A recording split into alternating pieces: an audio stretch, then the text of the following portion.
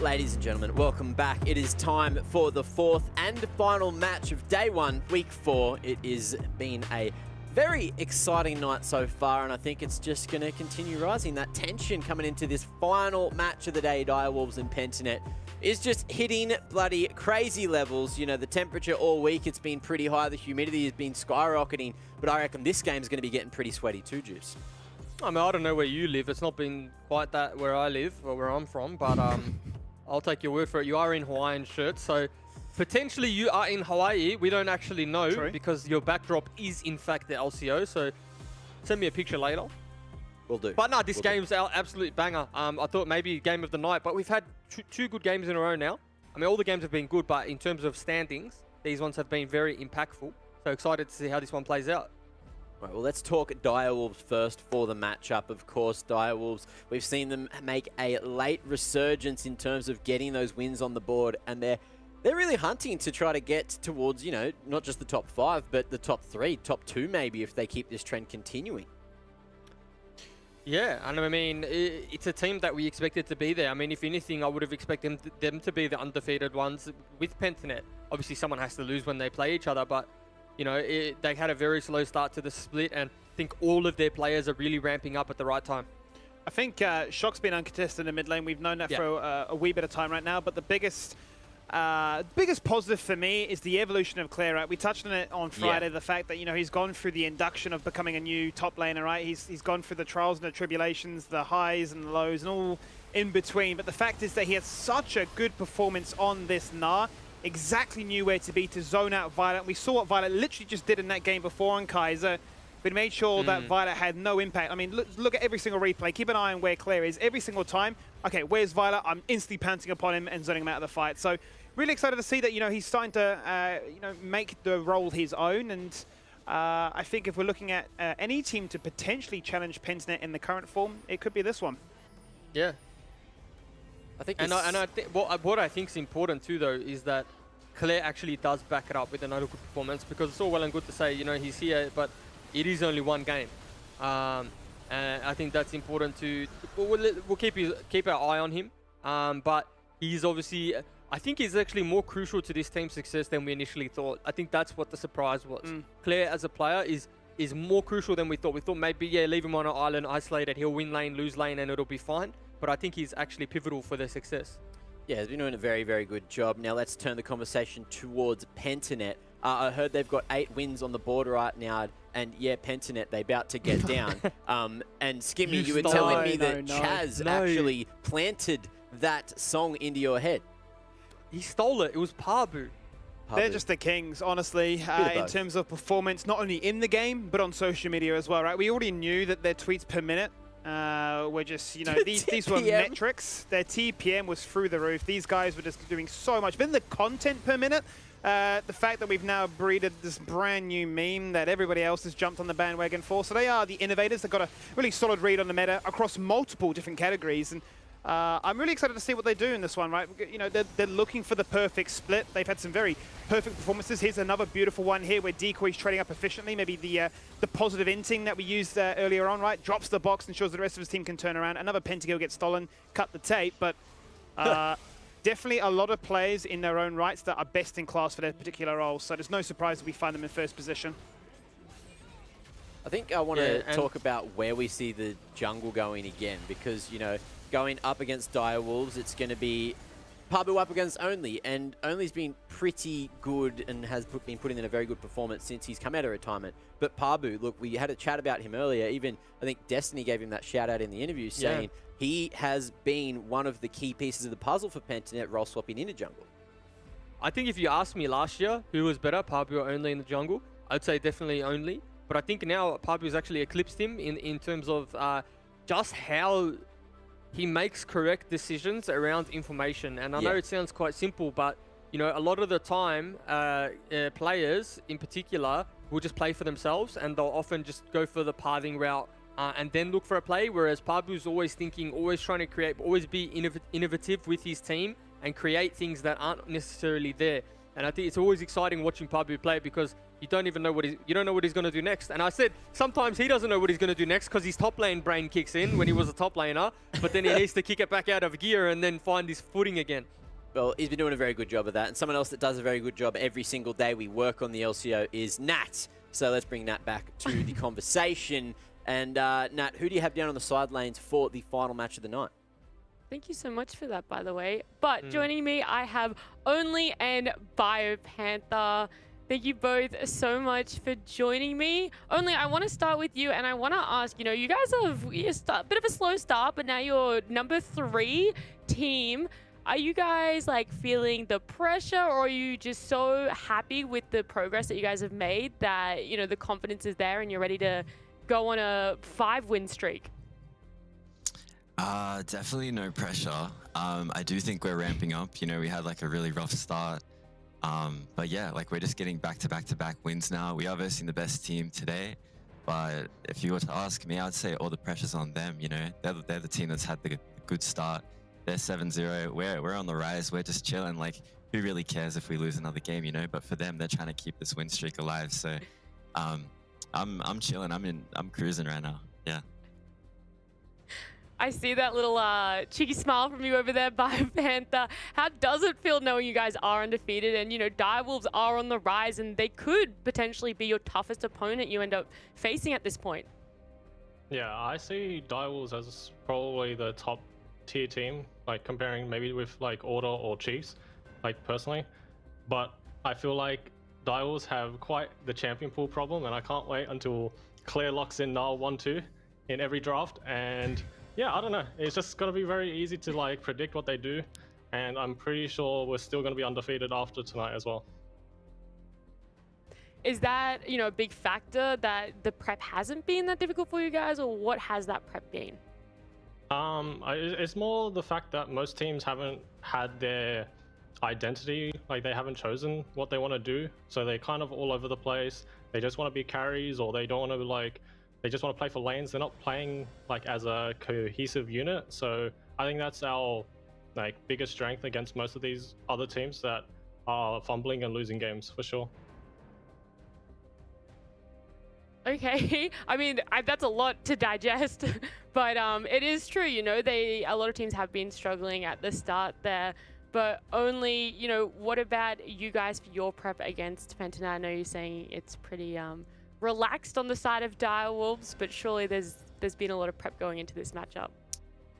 It's not I wouldn't say it's relaxed, but like I don't really feel the pressure today. Like Bio said, he mentioned my team has champion pool issues. Honestly, one of many issues that we have, to be honest, but we're working on fixing all of these issues. And from my experience over the years, no one remembers the team that came first in the regular split.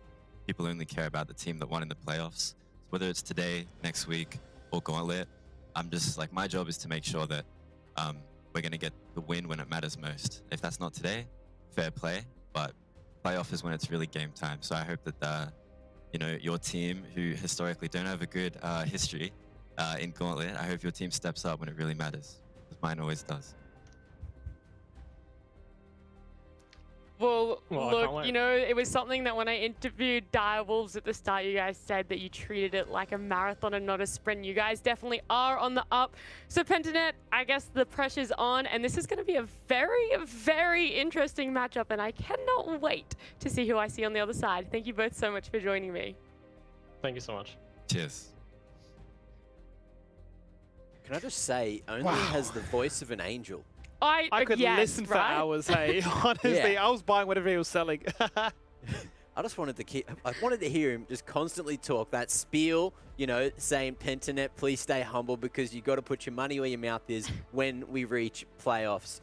Oh, that's going to resonate all the way through into the playoffs as well. And something else that does resonate is how terrible I am at predictions. So let's bring the predictions in and have a look at what we've gone for here in the final match of the evening. And Skimmy, you've gone for Direwolves. You're pegging the upset. Yeah, look, mate, last 2 games, we've always got to try and go for the upset, right? I went for Chiefs. Unfortunately for them, you know, they flipped the coin in their 1v1s between mid and top, and it didn't work in their favor. And, you know, that's all she wrote. 25 minutes, gone, forget about it. So predictions in the bin for that game. Now looking for a second chance at redemption and seeing if, look, you know, if this is the team that can back the monologue with the performance, you know, I'm going to go for it. Why not?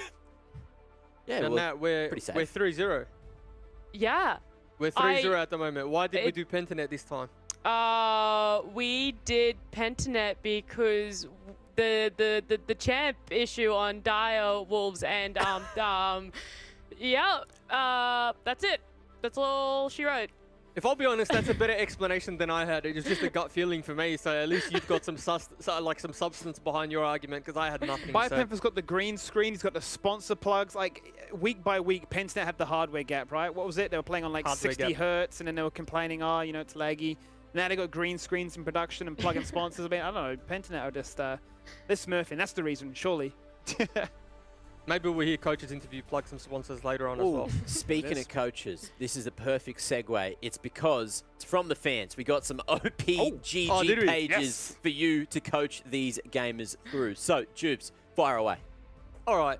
Firstly, how you going today? I hope you're well, mate. I mean, at this point in time, I would suggest that you keep playing the Viego, because that's definitely working for you. I mean, this is my problem when people link OPGGs with really good win rates. Your problem is you don't play the game enough. That's ultimately the problem. Like, if you played the same, like, more games, by statistically speaking, you would climb. Obviously, if you put Yone in the bin, Oriana in the bin, Samira in the bin, and you really stuck to Viego, Twisted Fate, and Malphite, you might end up at rank 1. Like, that's just the reality of the situation, and we'll probably see you in the LCO in 2 months. He looks like a team player, though, more than anything, right? I'm looking at the fact that Malphite, 100% win rate, 22 games, and you're at 73% for the TF. Yeah. You can tell this guy's a team player. You know, this is a guy that's using TP on court, and he's like got the macro bindings to quickly tap into bot lane and be like, all right, level 3 flash, all right, we're going in, TPing, ganking, we're making it happen. You know that this guy guarantees every time he's level 6 as TF gets a kill. I would say the one thing too, Skimmy, is like tell him to give Everfrost a crack. I don't see much Everfrost in his build. On hit TF, yeah. Like, get Everfrost in there. Get it in the mix, mate. It's a good item. Give it a crack. Let us know. Yeah. Always something good to have in the mix. Now, we do have one more. However poorly I said that. To quickly have a look at before we do get into the matchup. It's Big Mac vibes. So, my brethren, roast away. So, he doesn't have his rank in there. That's fine. Maybe win rate isn't too good. Who knows? But Plat 2 Diamond 4 games, so we can get the gist of where you're at. Yeah, look, you know, Ezreal, don't play that champ, okay? It's not really a champion that wins lane and doesn't scale too well compared to the traditional AD carries. Kai'Sa's definitely the one you want to stick to.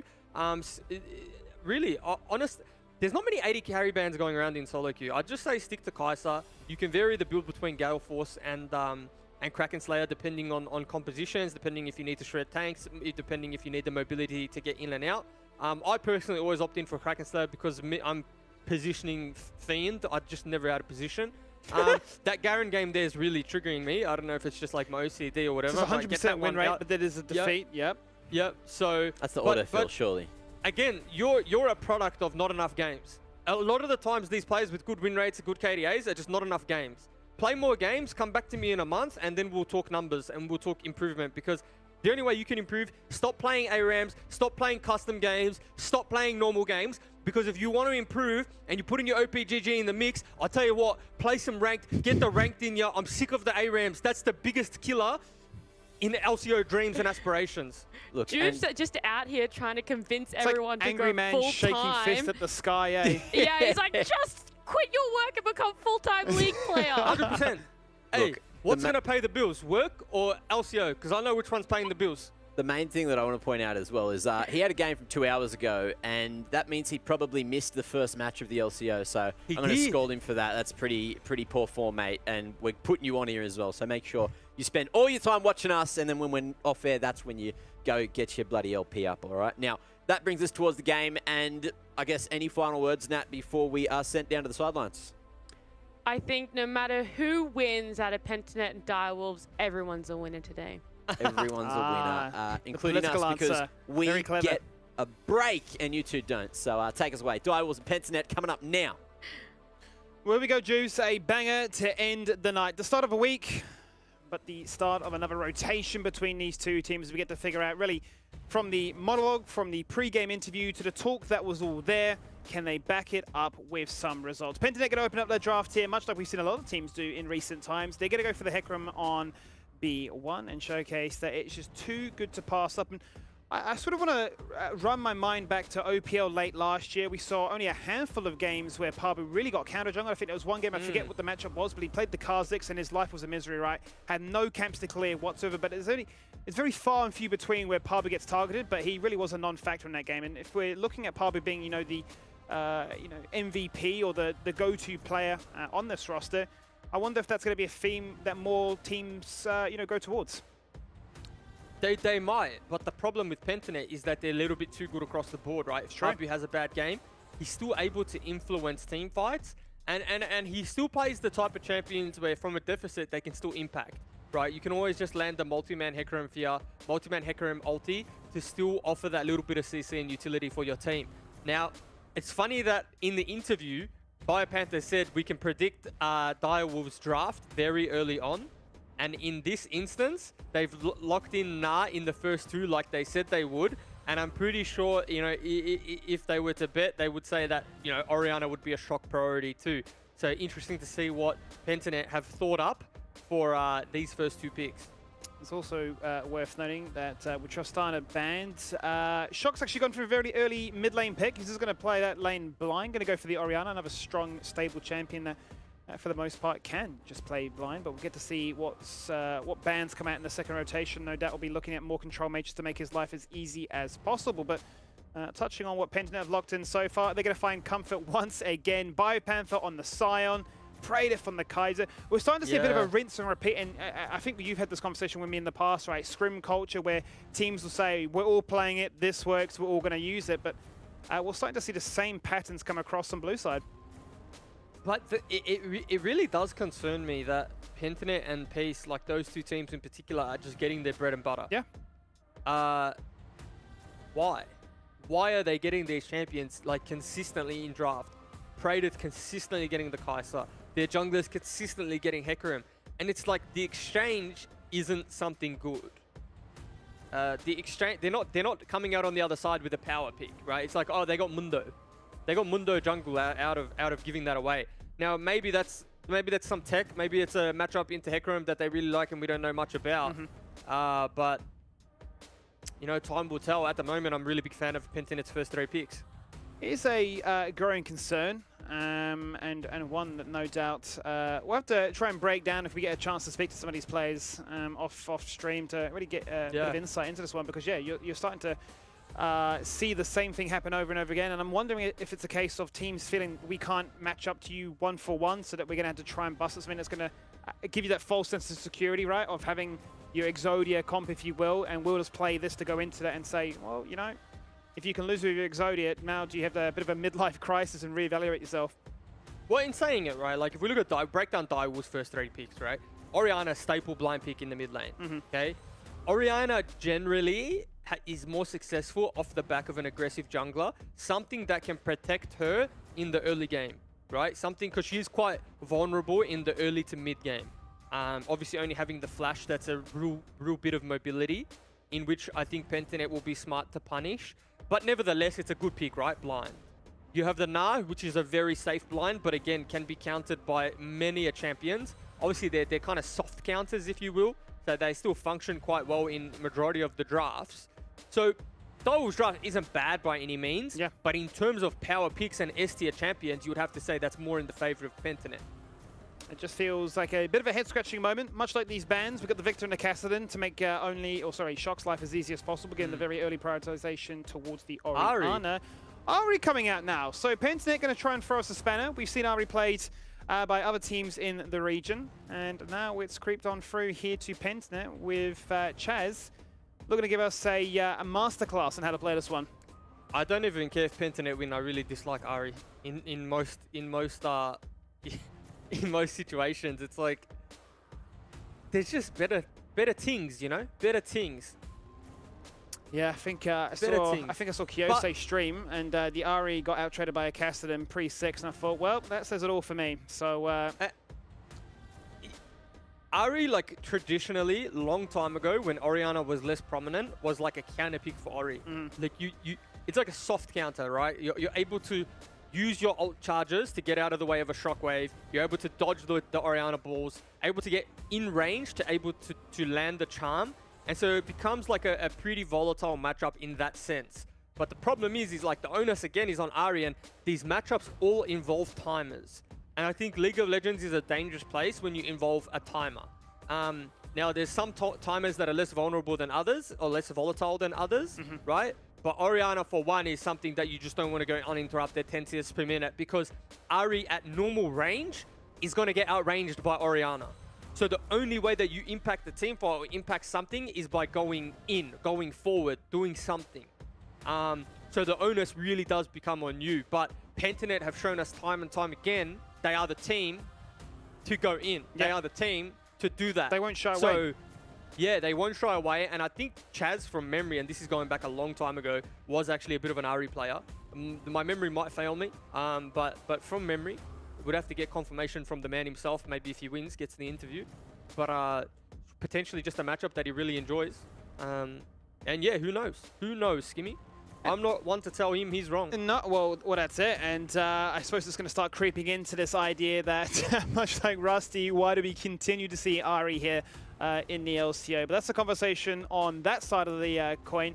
At least for the Direwolves, there's similarities between what we're seeing here. I mean, this is for the most part, a very similar comp to how the Direwolves faced into the Chiefs. Exact identical bot lane. It was the Aphelios Taric into the Kaiser Alistair. And you talk about timers, and there's probably no more timer punishing than that of a Cosmic Radiance. You need to really be on the money as a Taric to make sure you understand the flow of a team fight and what could happen at any given moment, just given the wind-up of that ult. Taric did fall out of meta, but when Taric comes into meta, it's really into the melee range supports. Taric is very good into champions that he can auto-attack, because obviously when Taric autos, gets the passive up quicker, he's able to use the heals more, and so on, right? But also, Alistair's pattern or trade pattern is just headbutt in and pulverize and sit there, right? And try and get the stun off. And Taric loves that, like, that trade pattern, because he's able to either disengage or stun when the aftershock goes down. And in this case, there's no aftershock on Alistair. So this lane can become quite volatile, even though it's a Taric, because if Decoy ever goes for the full combo, then he best be able to juke Cupcake's stun. So Cupcake is like one of the, traditional Taric players left, I would say, but he always makes it work into these melee on melee matchups, and there's 3 melee champions in which he's able to just whack up a storm on. Yeah, and it's going to feel quite good, quite honestly, right? The fact that you can get 2 of those dazzles out at once, and in these team fights, especially in close quarter combat like this, could actually find a fair bit of value. So we'll keep our eyes tabbed as to how Cupcake performs in this one. But flipping the coin, you do tend to see the aftershock Alistair. Going for the phase rush here, has decoy, so no doubt looking to be incredibly mobile, and we might see him acting as a second jungler to find gank angles, find the collapse onto mid, so to speak, to give Chaz the best possible start. Yep, and this is probably what we thought we would see, right? White Panther on Sion. As he's parting away from Pabu, from leashing, he's about to say goodbye. He's never going to see Pabu again. And cast a curse, Pabu's probably going to camp top lane.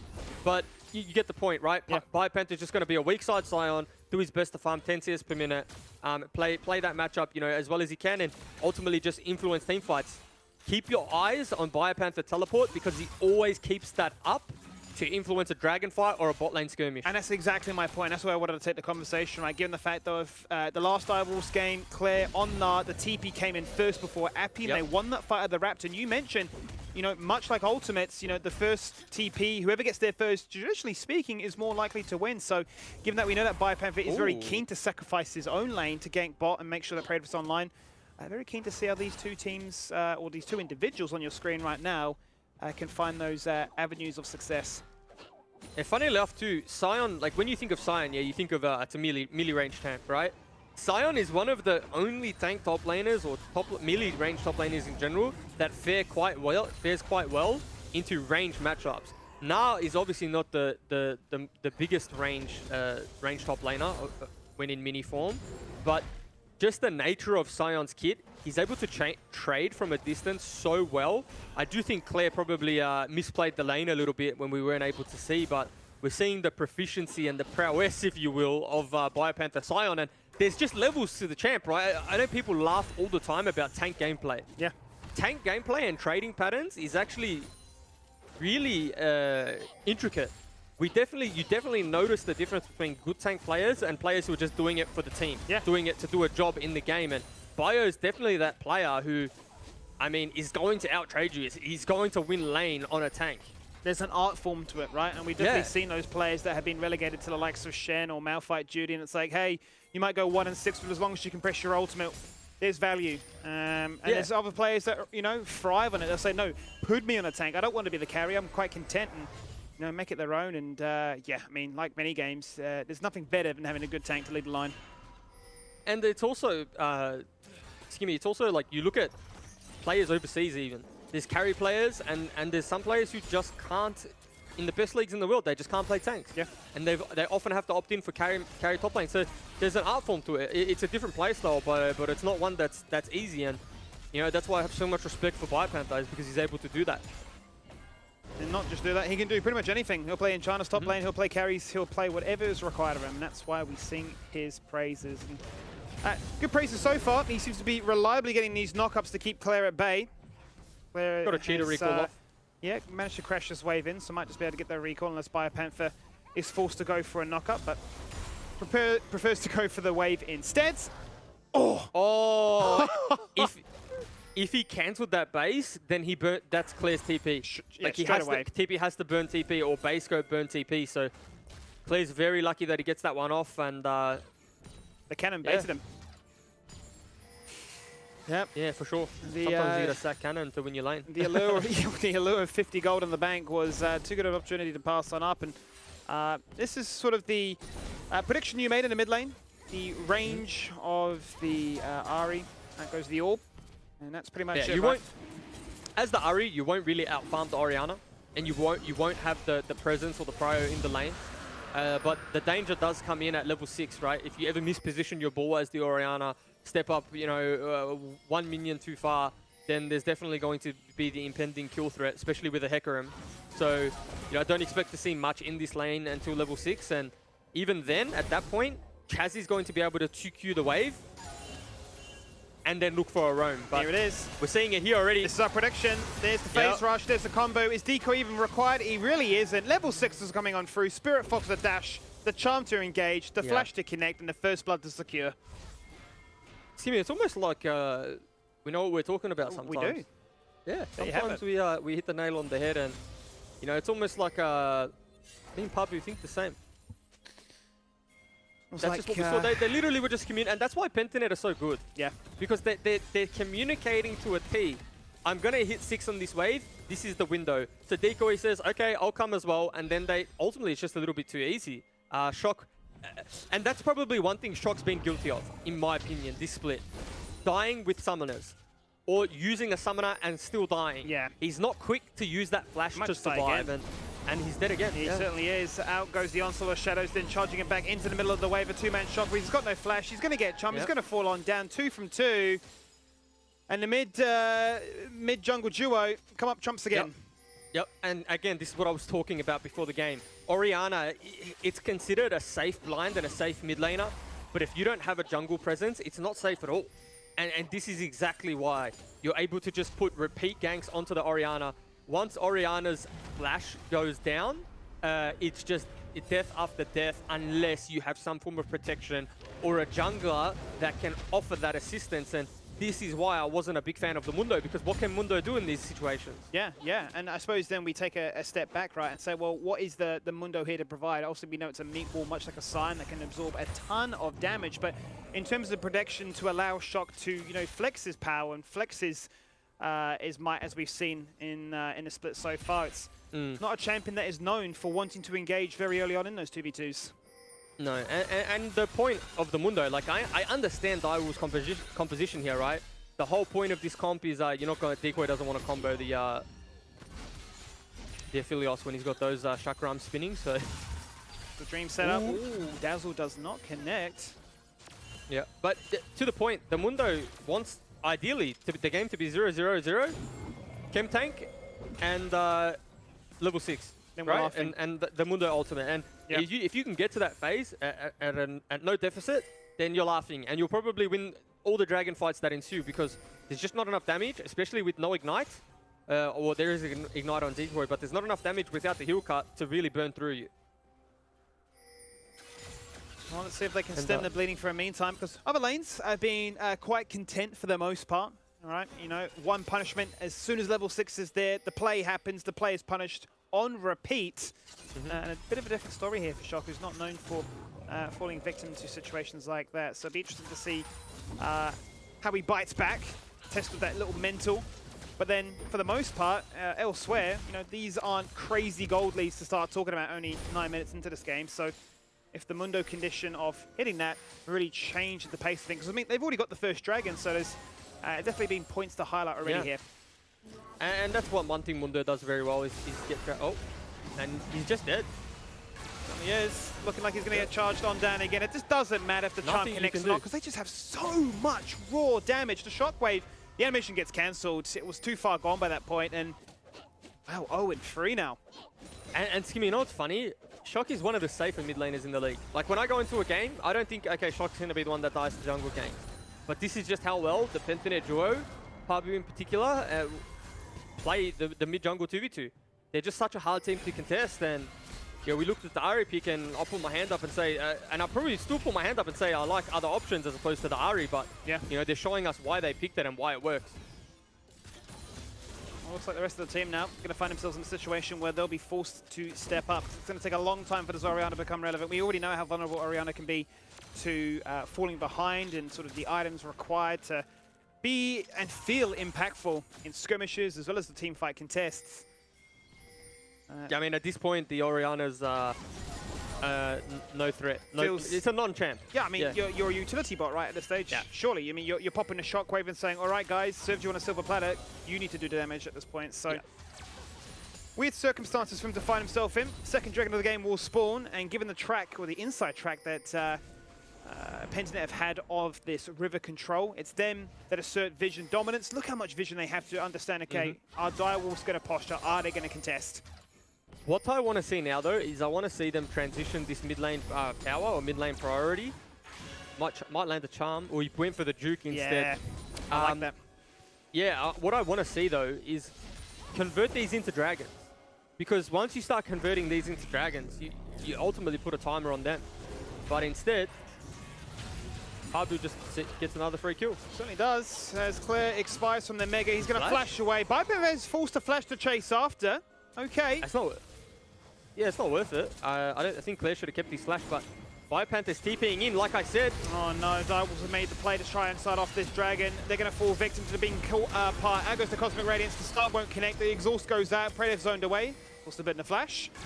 Hecarim. Someone has been burnt like you would not believe it right now. Two members locked in place with the Shockwave, but Hecarim may just run down Shock again for a 4th time in a row. Chance to pick up the killing blow. Pabu might go down. Them. He's going to fall on down for a shutdown, so there is a light at the end of the tunnel. Okay. And amongst all the chaos where the fight went left, right, and center, it is Direwolves to pick up the second. Yeah, I mean, net worth for sure, Direwolves. Get the shutdown onto the Orianna. You know, a little bit of a bounty there over. They're going to help with recovering some losses that happened in this game. It was a 1-for-1, and they picked up the second dragon of the game. So all of a sudden, if Direwolves decide to just farm this one out, you know, they lose the next 3 dragons, they've still got 15 minutes to spare. So they're putting themselves in a very good position to, at the very least, stall this one out if they feel they need to. Yeah. Now, have to say, if I'm being hypercritical, probably a little bit of a macro misplay coming out of Pentanet there in 2 departments, right? Either you let Pabu kill Claire for free, and you take that kill there, push the wave in topside, rotate down for the dragon and slow contest, and wait for Pabu to get there, or you just swing down there and use your mid lane priority to get that dragon so you can start stacking those up quickly. And they kind of did both, right? They did both, and ultimately you can't do both in that scenario. Do you think that's a product of them feeling too powerful with the position they find themselves in? Obviously, between mid and jungle, it's the case of we can literally hard force any play we want, and there's nothing that this team will do about it. But it seems to me that just Direwolves said, you know what, step up, be the alpha. We're not going to be too afraid of this one, but they had to be afraid of this. Because he has no summoners, he doesn't have an ultimate, and he'll get caught on the jungle. the pony's too strong and Gunkrab's just dead as well, Skimmy. Like, Yeah. I want to be optimistic It's about a it. turret But dive. Oh, he's just confident. Flash pole combo.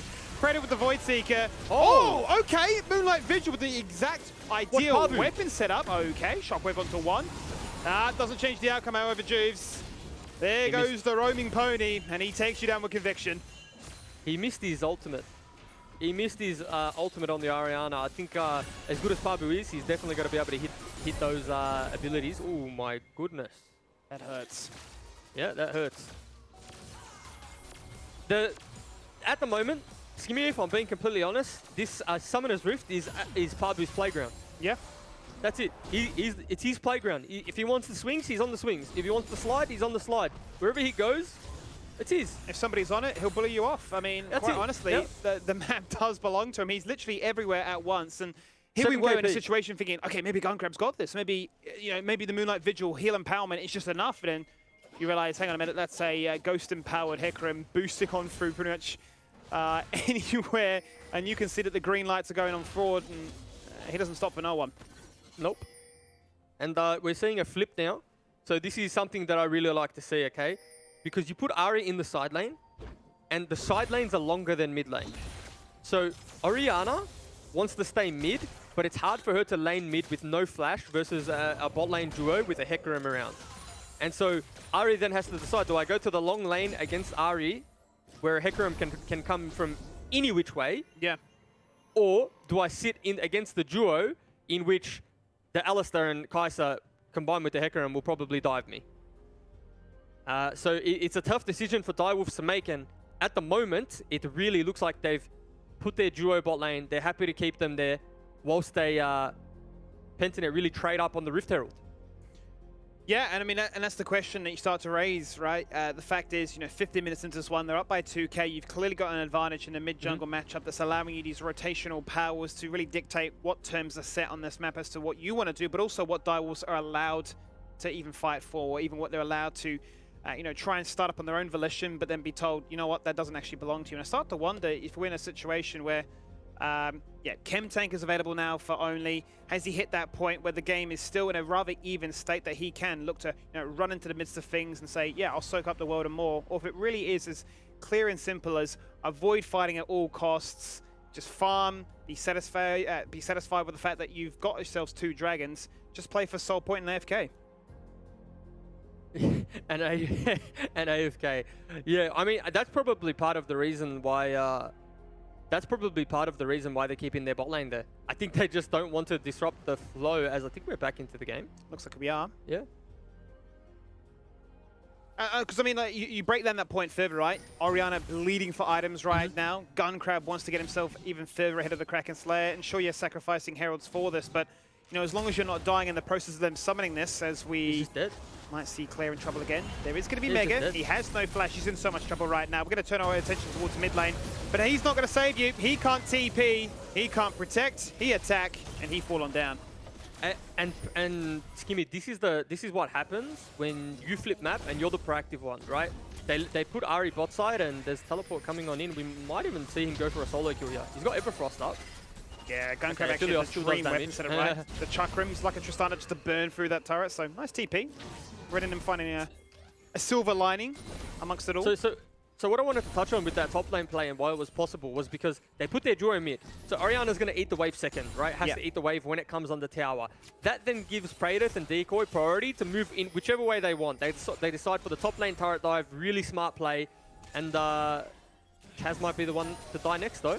Yeah, does have a fair bit of mobility between the flash and the dash. So going to be a very hard target to try and lock on down. And I think you've seen that Direwolves now poke their head in and realize, I just don't think the trade value is worth it. Look at all these lanes, top lane pushing, mid wave crashing, tier 1 exposed.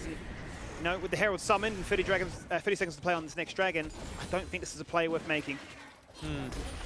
And that's mid turret gone too, so all the outers, or not all the outers, sorry, bot lane outer still to be taken, and I think that's where Pentanet will focus next. Look at the CS, by the way, of the junglers. Same CS as their solo laners, or every lane almost. Yeah, it's a game that junglers have really shown that, hey, take note, we are farming up a storm right now. The Charm is going to connect there with Mundo, but we might see our first 5v5. Yeah, but this is a fight I think Direwolves can actually win. just because the health of Chaz, as well as the mega timing of Na, you know, if they play this fight correctly, obviously keep your eyes on Decoy on the flank. This could be crucial. Look at his knight right now. He has only Hex Flash. I think he's out of vision, looking to try and find terrain to get that movement speed bonus to open up things first and foremost. Has obviously the Unbreakable Will to couple with that. They bait him into a false sense of security. The Dragon has been started down to 50%. Here comes Decoy in the flanking angle right now, looking to try and do whatever he can clear. He has the Mega, but he can't use his ultimate. It's Kai's to start things off. Cupcake is gone. Cosmic Radiance gets buffered, but it doesn't do enough. They're invulnerable, but not for long. And they're going to fall on down now for 2 kills, make it 3. Pabu trying to do whatever he can to be the hero and pad those stats just a little bit more. But now Biopanther takes the fight from top lane to bot lane. He wants to bully out Claire. And that might look just try and take him from the afterlife as Claire soon to turn to Mega again. Void Seeker connects and, well, this seems like only a matter of time. And so we'll get charmed. But that'll be the ace. Yeah, and I mean, teamfight execution from Pentanet. I think Decoy has been watching a few VODs in his off time because that flank was very LPL-esque, right? The Alistair's always looking for that flank angle, so keep your eyes on Decoy here. Pretty much solo wins the teamfight. That's a 2-man ultimate, right? But more importantly, Cupcake's the one that falls down instantly. So yes, while he still gets the ultimate off, it's just not enough, right? There's no utility coming out of the Taric after that, and it's ultimately just a 4v5, and Shock falls down on the back end here. 2 fights on 2 different fronts. Pabu goes down. Nice little shutdown for Claire for sure, but team fight heaven for Pentanet. It is team fight heaven, and just so many angles for them to play around with. All the confidence to say we've got the vision on lockdown. We know that this team, that is their win con. That is their only out right now because they're definitely not matching us toe to toe. We've clearly had a strong laning phase that they don't want to go for these fights unless they feel threatened to do so, and they fell for the trap, right? They went for the soul point. Down to 50%, they pulled the trigger, and ultimately that's the first ace of the game. Like I did say to you though, right, Direwolves do have the luxury of pretty much stalling for 3 dragons in that sense. They don't need to do anything, they only need to really contest the Baron, and they're really able to just play ping pong with waves. You know, we aren't very big freezers in this region. There will be no freezers to be had. So it'll just be a trade of farm in side lanes and mid lane. And Direwolves may just have to look for that opportunity for that pick in the side lane. But so it's very hard to pick Chaz. With that all in mind, right, knowing that Direwolves will be wanting to play for that soul point, if we flip the script now in favor of Pentanet, you know, what would really be running through their mind, right? Is there anything flashy or fancy that they need to be really conducting here? Is it more a case of, hey, look, we've got ourselves a gold lead, we're up by 5k, let's just continue to snowball. Maybe as soon as Baron spawns in 20 seconds, we full stack, get a dance to happen, go for a back-to-back ace, and then look to try and start, you know, chipping away at structures that open up win cons like those inhibitors.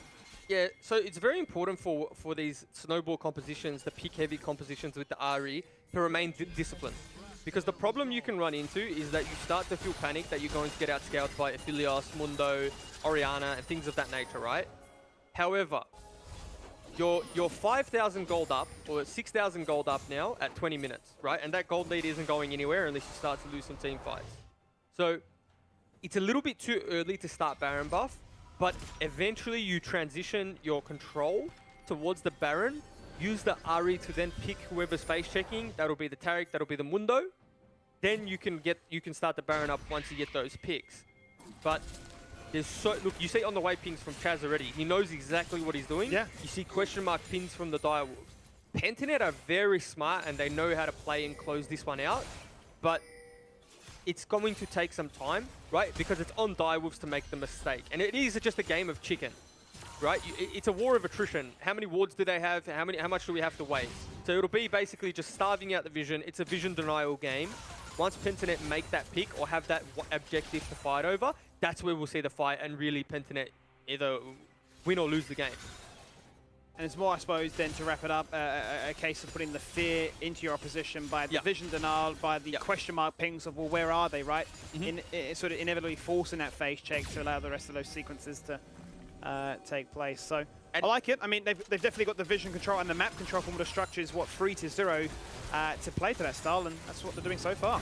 Yeah, and if you take stock of pings on the minimap, whenever Hecarim goes out of vision and Kai'Sa goes out of vision, they're consistently pinging on the way or question mark pinging the Baron.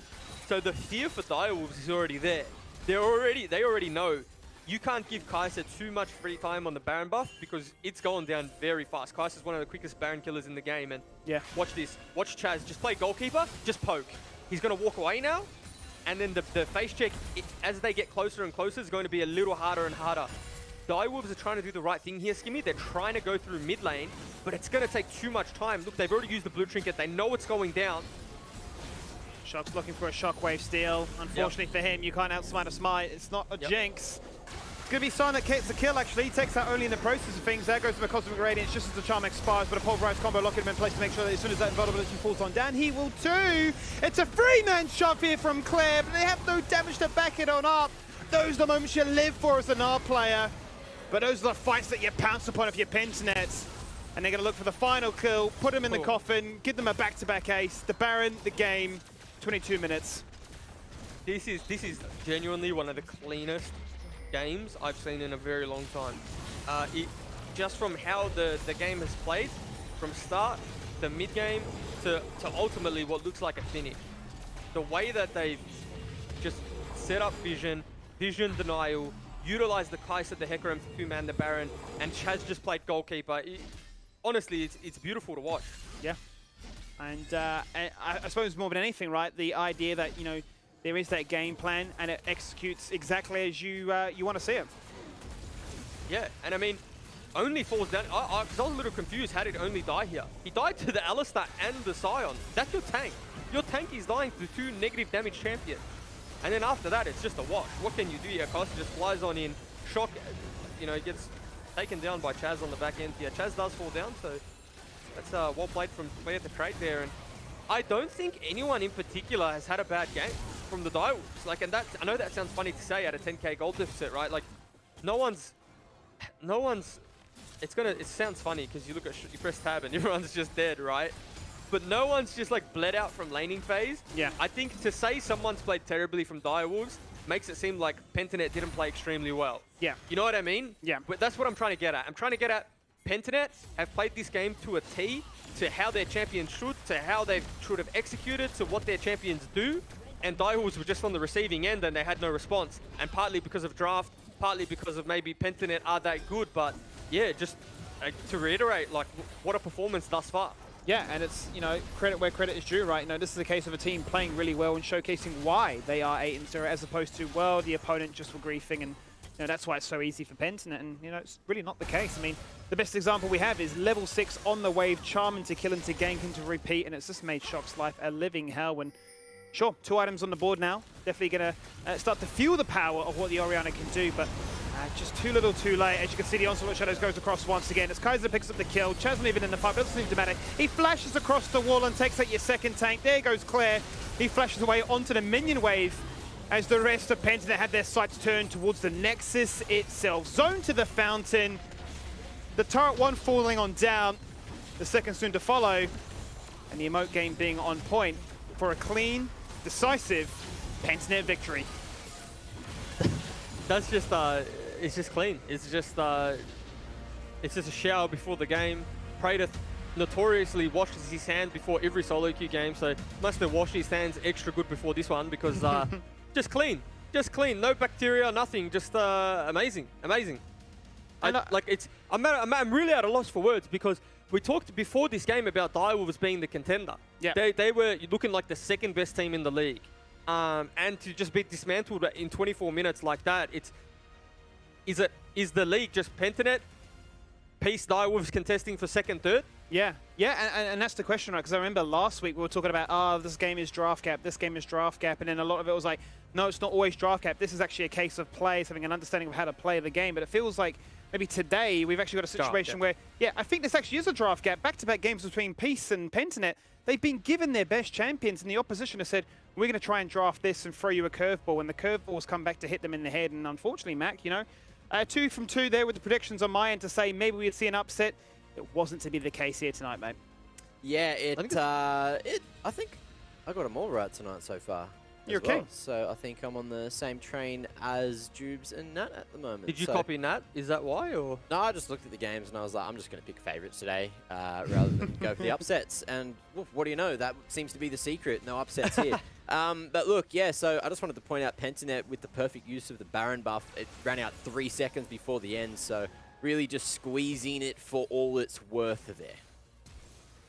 Yeah, and this, I have to laugh at this play. Sorry, Mac. Decoy, Hecarim's coming in from the flank. Decoy just decides to go Macho Man, trying to influence the play on his own. But, yeah, so, I'm sorry, Back. What? Could you please repeat that? I got a little bit carried away with the game. I'll be honest with you.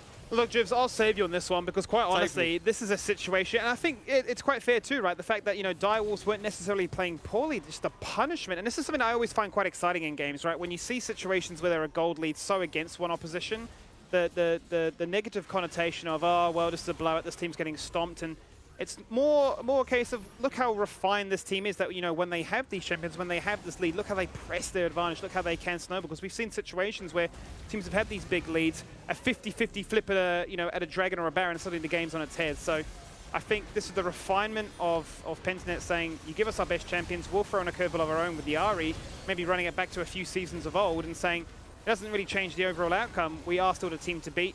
You thought you might have been able to mount an assault. Sure, talk that talk for playoffs, but right now, regular season, no one can touch us. Yeah. But I think, you know, only was right. Playoffs is a different conversation. For sure. You have to have that one when that one comes around. But at the moment, they're just flying it.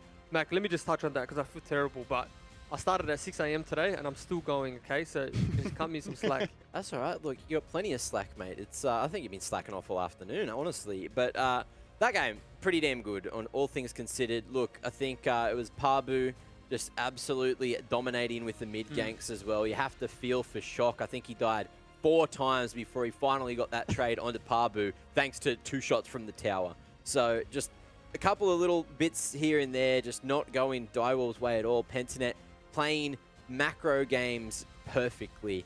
Now let's bring Nat in back from the side lanes, who has one of the 5 champions to have a chat to. Yes, I've selected Pabu to be my post-game interviewee. Thank you so much for joining me, and congratulations on what I would say, and as everyone else has been saying, was a pretty clean victory. I know in the pre-game interview when I was talking to Biopanther, he said, you know, he made a comment about Claire picking the Gnar. So it feels like maybe the draft went how you guys expected. Did it? Walk me through it and tell me how you felt coming out of it. Yeah, we got pretty much like all the champions we wanted. I don't know, we kind of pick like the same kind of champions every game, and then every team just picks the same thing and then they lose. So like, I don't really know what's going on in their camps. They're like, we'll just do it better next time, but then they don't do it better next time. So like, it's a bit confusing. No one's trying to like change anything up. Like the curveballs coming out of teams like Legacy are like the hardest ones to deal with. Like we almost lost to like a Katarina comp. Like those kind of things provide much more challenge, and it's like, I don't know, everyone's super predictable and it's just super easy to play out the games. So that's it. You just want the rest of the games that you guys play to be the most obscure champ picks you've ever seen. Maybe, you know, something like an Amumu. I don't know. It's just an idea for the other teams out there. I mean, look, every team comes in with some composition. Yeah, sorry. That comes in with a composition that can't out team fight us. So we always just win the team fight, right? So maybe if they do slam the Amumu, maybe someone comes out with a victory. I don't know. All I'm saying is you can be 0-10 on the Mumu and still pull off a pretty good ult. But more about the game that I want to ask you is, you guys were so aggressive in that early game. I want to know the thoughts behind why you guys played like that, and just the communications to get so many kills down on mid. It's kind of been like big focus point. I don't think passivity is like a playstyle. I think passivity is like being bad. If you don't see the opportunities, it's not because they're not there, it's because you don't have the eye for it. So our focus has been to be using like every opportunity that we get, and so it's just been like, yeah, a big focus point for us. And I don't know, the mid laner kind of made it easy for us. So, you know, usually like I walk mid and then my mid laner has the freedom to push the wave, but instead I walk mid and their mid laner also steps up, so he just dies. Look at that, you know, just taking advantage of whatever these other teams are throwing at you. My last question I do want to ask, though, is, you know, it feels like so many of your games are quite clean wins and quite convincing. So what do you think gives you an advantage over every other team in this league? I think we have a slightly better meta read than a lot of teams. I don't think giving Hecarim with, I don't know, like the Mundo answer. Mundo is fine, but he's much better against champions with a lot less agency inside of the game. Like if you play Mundo versus say Udyr, like Udyr can't blow open your mid laner. Like he kind of just hits camps and team fights the same as you. So that's kind of when you pick Mundo, is when you just want to match team fight and outscale. But it's just every game we have better tools and we're better at using them. So it's like from an objective standpoint, it's usually easier to play out.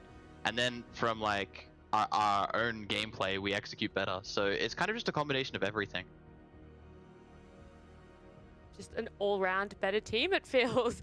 Well, look, thank you so much again for joining me, and congrats on still being undefeated. You know, it's a pretty big feat. Thank you. Probably only have one more opponent left that I would say would be a challenge, but I'm looking forward to the rest of the week from you guys.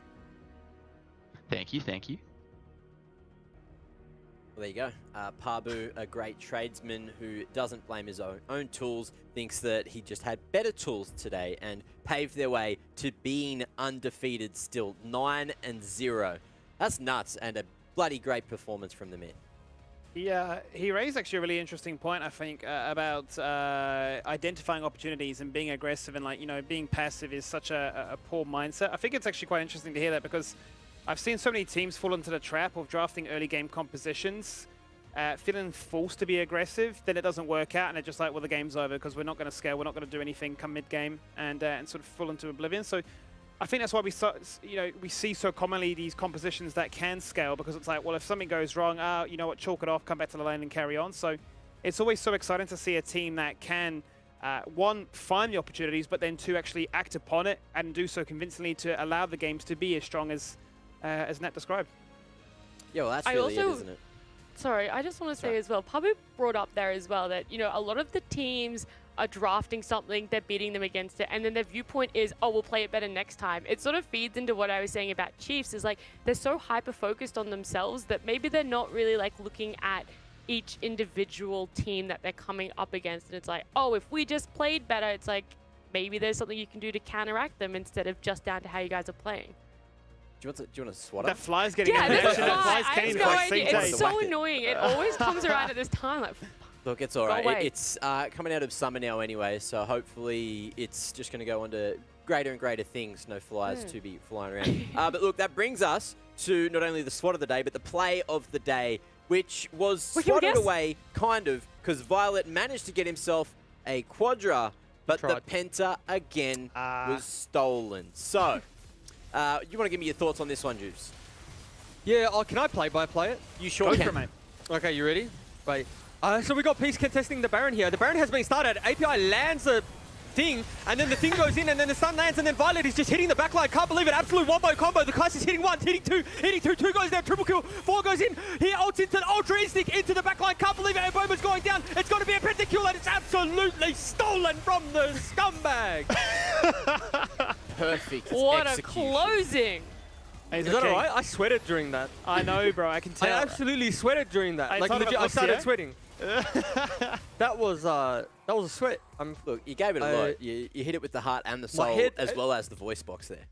My head started pulsating as well, because normally when I, like, legit pulsating, because normally when I do my play-by-play, I do it in an American accent. Ask me about that one. But hey, that's the real gem. Yeah, that's the real deal. Well, look, hopefully we can get some more Jubes by Jubes as the season goes on, because I thoroughly enjoyed that. And it was music to my ears. Something else that's music to my ears is we can have a look at the standings.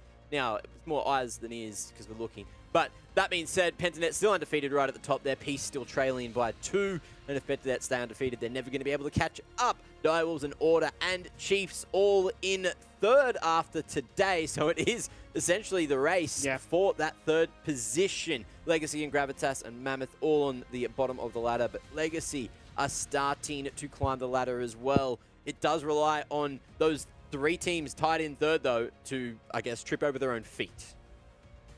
So interesting to me, Mac, because you know, we were coming into this one and thinking maybe we've got a situation, right, where the race is on for second position, right? You know, Pentanet very clearly at the top of that throne, looking down at all the peasants below and saying who's going to, you know, try and challenge me for this crown, right? But the case is that Peace came in and said, look, you know, enough is enough. Blip on the radar. We're going to come back to, the form that got us to where we are, and now we see that, maybe it's gone down a level, right? It's the battle for third position.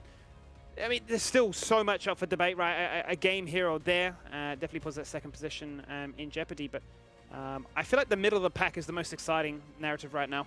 Yeah, and look, I just want to point out quickly before we go too much further into this conversation is Pentanet with 9 wins secures their playoffs position. So even if they don't get another win on the board, 9 is enough. So big congratulations for being the first team to secure a place in the playoffs. Now, anyone else want to be putting their 2 cents worth into anything here in terms of the ladder, Jubes or Nat? Oh, just thank goodness Pentanet locked it in, because it was looking real dangerous, like they might not win another game for the rest of the split. So very lucky that they've locked that one in, eh? Just an absolute nail biter whether Pentanet would, make it to playoffs. Just lucky them. Yeah, well, I hope you don't tough schedule home. Yeah, don't bite your nails too hard, all right? That's never a good thing. It's a terrible habit that my mum told me never to do, but still, it just happens sometimes. It just happens sometimes. But look, from the fans, it's enough from me and my livelihood and where I've come from, and my background, etc. I want to hear from you guys at home and what you've been up to, and that is the op.gg screenshots where we give you some coaching tips. And when I say we, I mean Jubes and Skimmy in particular. So, Jubes, shred away. Have a look at this guy, huh? I think I'm like 8 points higher than him, so technically I can still give him advice. I do have a negative win rate though, and he doesn't, so I guess he's that one up on me. Look, it's looking like he's found his groove on the Echo. I would say again, it's going to sound like a broken record because it is early on in the season. Can I guess what you're going to say? Say it. He should quit his job and he should just keep playing League for 16 hours a day. No, well, actually, what I was going to say was that he should play more Moo, because if he does do that, then potentially he's going to climb. Hey, that was going to be my second guess. Darn it. 50-50 and I lost. I think he clearly likes the assassin angle, right? He loves to just get in your face about it. High-octane gameplay. Maybe sometimes it works, sometimes it doesn't. You might be the hero. You might be the ultimate grief that goes for the 1v4, Chronosphere's back, and goes, hang on a minute, that's not actually working in my favor. I find it interesting, though. 74% win rate on a Diana. Clearly doing something right there. That's very tasty, and I think it's because of the automation for Diana is quite friendly, and especially in like D1 Master Tier Elo, it's like perma push wave and roam, and that playstyle is very efficient because you can punish noobs. And no offense to any noobs out there, of course, but yeah, they can be punished. And Diana's definitely the champion that does that, and can also just get into the wombo combo angle. So yeah. Well, there you go. So hopefully, Calcasey, you enjoy that little bit of coaching. We do have one more quickly to throw up before we close the show for the day. And it's Ronald, my good friend Ronald. I know Ronald. Hey, what about the win streak? There's always win streaks, huh? Hey, this guy's the king. Look at the percentage wins on some of these big champions as well. What, like 68% on the Vayne? So he's got hands. He's definitely got the moves like Jagger. 70% on Sivir. No surprise there. I think the Bing Fignet lets him down, and might just be because it's a popular champion as the Kaiser. Yeah. Well, that's where I would reassess the Kaiser gameplay. I would say, okay, Kaiser's strong, but sometimes you don't have to play Kaiser. Don't have to be a meta slave, right? Yeah. And I would suggest that you're dying too much on 80 carries. Like, KDA is not everything, but if you're averaging 5 deaths a game, I would suggest just playing to minimize that, because you always end up doing damage. You always be able to do damage if you're alive, right? It's a misconception that you need to push limits and get in the backline and do damage. Whereas if you're just dying less, you're staying alive. By default, you're doing more damage because you're on the map for longer. So just try and figure out where you're dying, how you're dying, and why, and see if it's for minion waves, what it's for, and just try and bring those deaths down a little bit. And if it all goes pear-shaped, just blame support. Now, I have one thing as well which could help everyone at home who's putting in the op.gg reviews. And that is esports assessment labs. If you want to make sure you can test your reaction time, you want to test your cognitive ability, try to figure out how not to die to minion waves as much, I'm sure esports assessment labs is the place to go. Keep going back, and you can at least monitor how much better you're getting at gaming and your mechanics, etc. as well. It might not help you with your macro decisions, other than maybe your thought processes will be more laid out in front of you, and you can be, I'm 2 IQ, like Mac Dad on the desk here. But look, that brings us towards the end of today, which means tomorrow is coming up. And what matches are going to be on tomorrow? Well, you might ask, and here is your answer. Order and Chiefs at 6 p.m. 7 p.m. you've got Direwolves and Mammoth. 8 p.m. Pentanet and Legacy with a bit of a rematch there, and Peace and Gravitas, the final match of the day. So I'm looking at this one, and I think maybe that initial game is going to be the banger for the day. What are your thoughts on this one, Skippy? I mean, without a doubt, right? Win-loss aside, I think both of these teams have shown that there have been a few blips on the radar. Yes, we've seen that constant, steady evolution from weeks 1 up to where we are right now. And suddenly you find yourself in a situation where we're throwing curveballs at oppositions. We're trying to find comfort to build some confidence. You heard from Beats that, look, we won't get their confidence unless we beat the Chiefs. So they've already got themselves amped up and ready to go for this one. The Chiefs will no doubt be wanting to bounce back from their defeat here tonight. So that'll be a good game to really try and break up the mess in the middle of the pack. Oh, I'm actually very excited for that Pentanet and Legacy matchup. And do you all know why? The Katarina angle. Katarina. They're going to let Cat through again, hopefully. No way. Which means they really are going to be trying to test themselves. And if they earn that 10-0, I guess, win streak tomorrow, that's nuts. Especially if you allow Legacy to play at their best champs and then you still beat them. That's completely nuts. Now, that brings us to the end of the day. I guess I'll see a couple of your friendly faces tomorrow. Who's not going to be here? I want to hear from you. Was it all ears? Am I here? I don't even know. I'm definitely here. The only reason that I know I'm here is because one time I was nearly not here, and Mr. Witherby absolutely... I can't say what he did. He was very mean. Let me tell you something. He's such a mean person. You don't ever want to make Mr. Witherby angry. All right, well, he's actually yelling at me to close the show in my ear, so I'll take your word for it. And, and once you close the show, wait and see what happens. Ladies and gents, that brings us to the end, which is a good place to be. Go have a nice rest, and we'll see you tomorrow for much more LCO action and some banger gameplay. See you then. Possible. Forces out the flash. The hook is there, a 3-man route, but it just does not mean enough. Beautiful play there from Gravitas. Yeah, nice. Execution was pretty spot on. Very nice there. Very good pickup, and they're going to break a new turret because of it, so might actually catch ML. Actually might. No There's going to be a 2-man play. He's going to get locked in place, but I saw a knockup. Now 2 people get knocked off together. Cataclysm is absolutely huge here by the shy ball. He's doing whatever he can. Rock and roll, popping off. An absolute hero with a strike breaker, dashing on through, gets himself a double kill, and having an Ocean Soul to play for. Now they're looking for a fight to try and end all things as Beats, who falls on down first and foremost. It's going to be the box that goes on out, maximizing the flank. Puma deleted! Okay. There's the shutdown. Chungy running away, but brings with him Buggy, and then Buggy gets sent home packing with the buster shots.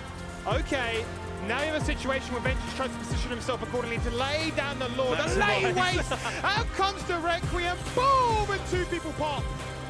Well, that is the risk you take when you've got champions like the Hextech ultimatum, but there is a flash available for the Camille. The Baron Bait, the Baron Dance, it's all there. They all pile drive on through. Looking to try and take out Appy. He's just so tanky. What on earth are we watching right now? He soaks at the damage. He is the Sion reincarnate, but it is the quad.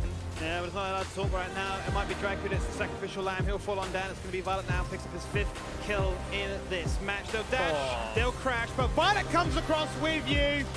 It's the mechanic show, and he'll start up with another double. Unfortunately for him, you can't outsmite a smite. It's not a jinx. It's going to be Sion that gets the kill, actually. He takes out only in the process of things. There goes the Cosmic Radiance just as the charm expires, but a pulverized combo locking him in place to make sure that as soon as that vulnerability falls on down, he will too. It's a 3-man shove here from Claire, but they have no damage to back it on up. Those are the moments you live for as an R player, but those are the